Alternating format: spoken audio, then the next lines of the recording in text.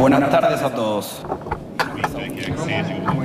A very good afternoon to you all. My name is Agustin Romo. I'm a member of Parliament of Buenos Aires, and I'm also a member of the campaign team of Javier Milei. I would like to say thanks to Hungary and its Prime Minister Viktor Orban for inviting me, and also the inspiration that they are showing for the free work. As President Milei said, the Western is under threat. The biggest and main powerful politician leaders in the West are those who are against freedom and are representing a social approach. They think that they should decide about the questions of how to live and not the civilians, and this will lead to poverty. And believe me, I know what I'm talking about. I come from Argentina. Argentina, the country at the beginning of the 20th century, was the biggest country in terms of GDP per capita. 1853, a constitution was made which made us progressive and which made us progress and develop, and thus it provided huge energy to Argentina and the citizens of the country, and we used that for the right path. However, we left that model and a social justice we wanted to put in practice, which was unfair. The problem was that if a state provides a right to someone, then someone has to pay the price. The legal rights are eternal or infinite, but the obligations are finite. So Argentina started to spend its money and budget, and those resources that we gathered during the good years, we spent so much money that people couldn't repay, and we started to get embedded, and we were the biggest. We had a big crisis, and no one wanted to borrow us money. Then a hyperinflation started because we became the biggest debtors in the world. So after that, an Argentina was created where half of the population is suffering from poverty, and out of the most developed country of the world, Argentina turned into a poor country. And when Javier Milei, became a president 13 months ago,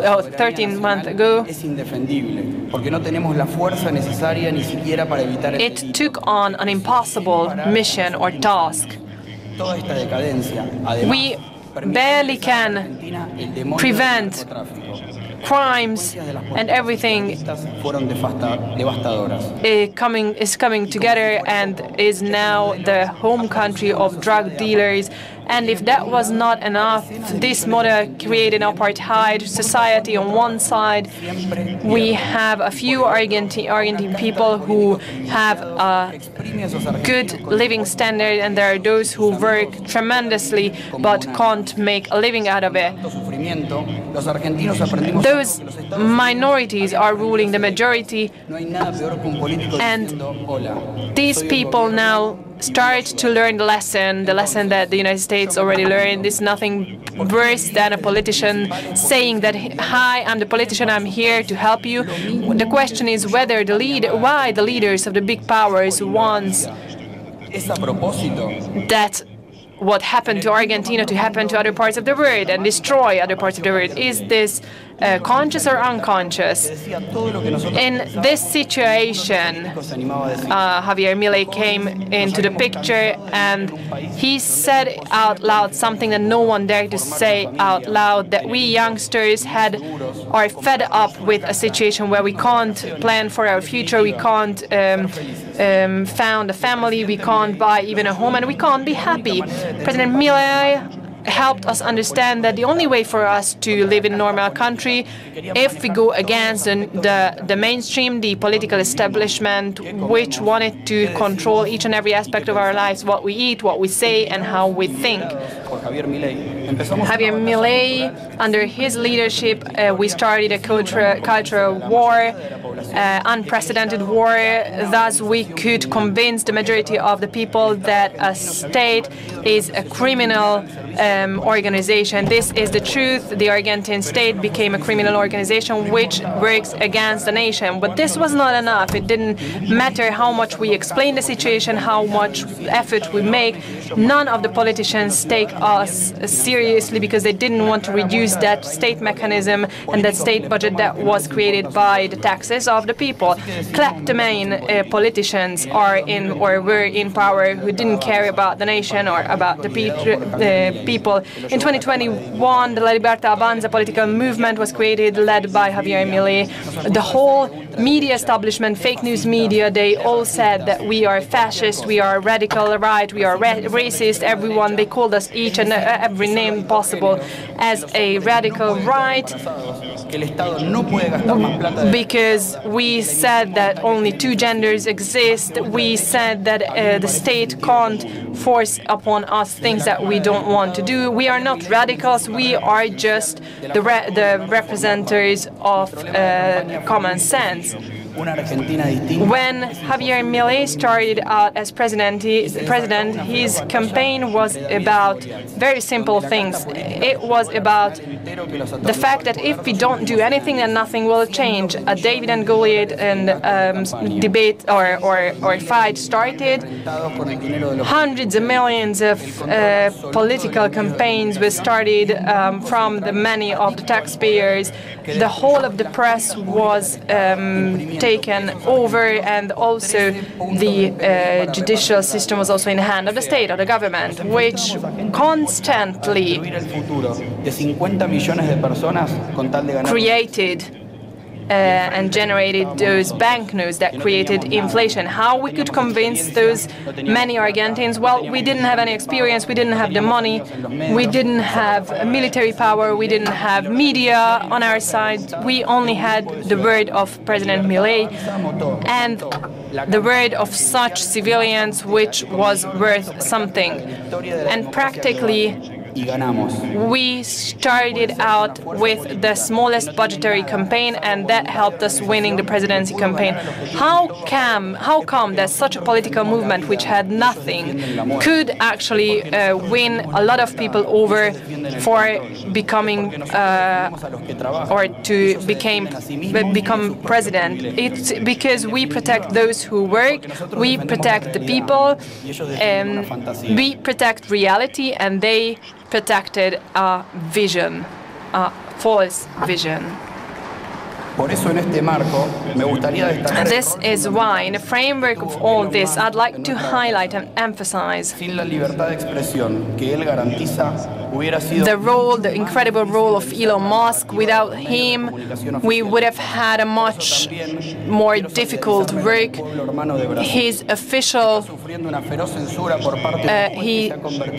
and also we would like to thank the help of the Brazilian people, because a dictatorship became instead of the right-wing democracy. And I would also like to talk about the freedom of speech. Those who are against freedom of speech, they are the ones who are afraid of the reality.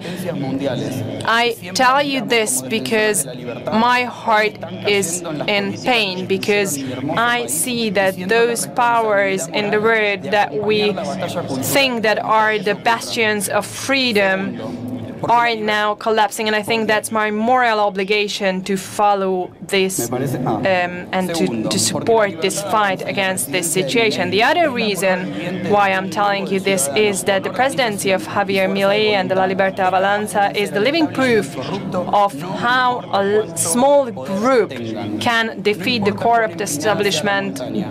No matter how big of a power that has, no matter how high that hill is, whoever has truth can defeat those who are illusionists.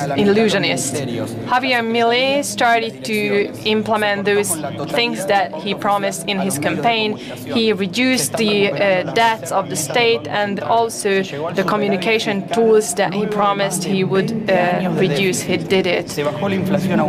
After more than 20 years of deficit in the state budget, now we again have benefits. We are fighting back the forced trade. We started to exclude those institutions that want to influence us ideologically, and the fact that the communist China started to buy out our country. We again now preventing that. When we also prevent politicians to be corrupt and to sell out our country. We indeed implement whatever we promised during the campaign, and this is the first time in history that someone told the truth. Economical situation for Argentine people is very difficult, and that is why Argentine people support Milei. Before closing, I'd like to take this opportunity because we are on an international forum, and I would like to tell you that Falkland Islands are still illegally occupied by the United Kingdom. And we would like to ensure you from Argentina that we will fight, we will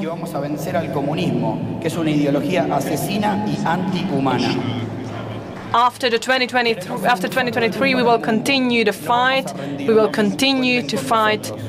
We are going to be the voice of the world. We won't give up.